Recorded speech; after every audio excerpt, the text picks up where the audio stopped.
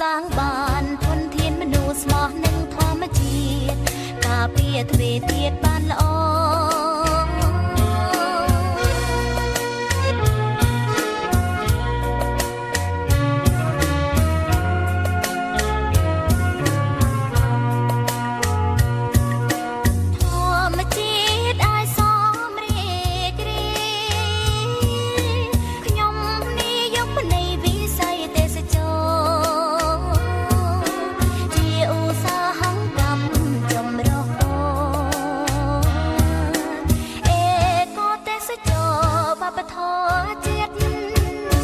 ភ្នំព្រៃព្រឹកម្រឹងទឹកជ្រោះកោះខ្សាច់ឆ្នេរ